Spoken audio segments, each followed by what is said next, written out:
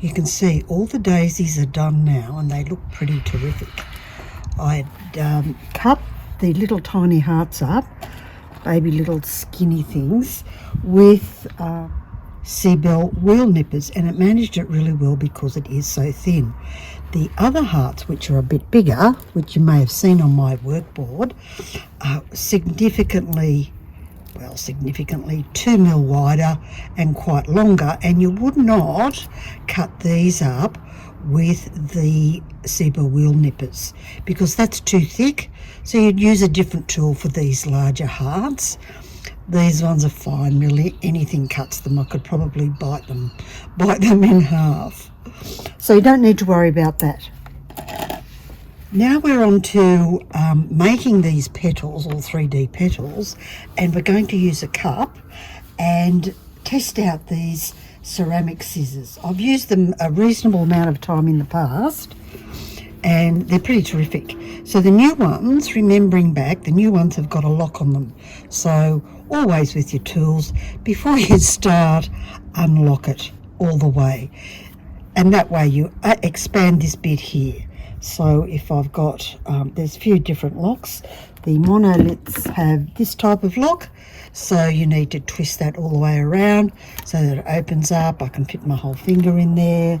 And of course the lovely new big, huge, well, not quite my whole finger in there. It's a bit narrower than I thought, but still anything wider than that I wouldn't be able to cut it anyway. So always remember your locks. I'm sure everyone who cuts up a cup has their own process or way of doing it. So I don't always draw a line on it. I'm just putting it here so that you can see how I approach it.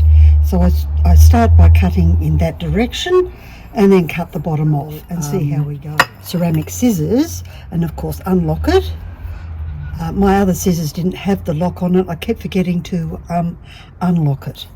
I turn it over so the angle is away from me. Is it wider than 8 mil? I won't know till I cut it, because these do only up to 8 mil. So let's get it right on the edge. You can see I've got that little line which tells me where I want to place it, and then start to nip from there with what we can. You can see it's getting quite thick. I do have my other nippers at the ready if I can't get through this. It's a struggle. Oh, caught me a nice big one there. So I still keep going, and things do flick around. Normally I have Bob the Bucket. Now it's trying to get through the handle. So let's give it a bit of light relief around here. Because you never know what your cuts are going to do. And I keep going. And every bit you cut off, even these little bits, are handy because they can be the centre petals of a big flower. So you don't throw anything away unless you absolutely know it's scrap. So now I'm going to cut all the way around the edge here, and I'll probably come back to you when it's done. So now I have that all nicely cut out, and I put that in a box that I have all the bottoms in. So I go. There's nothing that will cut you faster than cut up crockery. I've never bled so much until I started cutting up plates. So we've got all these lovely little bits. Let's tidy them up and put them in a vase. Sweep up as you go, because that's a safety practice, not necessarily a messy practice. That's less little bits of shards you're going to poke yourself with and start to bleed. And of course, with the petals, I aim to cut triangles to get the petal shapes, and I probably want about this size, or maybe longer and skinnier, but we'll see what happens depending on what you want to make for your 3D. So here, I'll just start from here and angle that in and get this triangle, and I'll show you how I cut the petals. And this time I will give Bob a go. And what I do with that, you'll see how the ceramic scissors go, is shape it around there, which is something really easy to do with wheel nippers. This is coming off the top, so it's quite thin and really easy to do.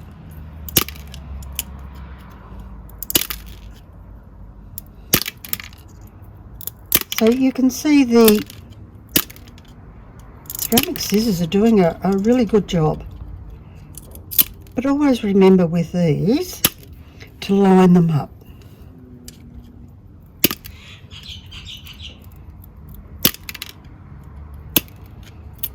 And that's a great shape petal. So I'll cut up a few more so you can see what I'm doing. So the cup is all cut up. Now I'm ready to do all the shaping, and I'm using the ceramic scissors to do that. Oops, come back here, Bob. And of course, the smaller you cut, so you're really nibbling it off, the straighter your edge. Now some people hate this sort of almost ruffled edge, and we'll use a grinder to get it off. And you can have a close look, see how close I can get to show you that. I'm just going to go and dampen off a diamond sanding pad to show you how easy it is just to remove that, to smooth it off. I don't really care. My 200 diamond pad, hand pad, and of course do anything to do with glass, and of course this finish here is glass. You need diamonds. So just a couple of rubs around.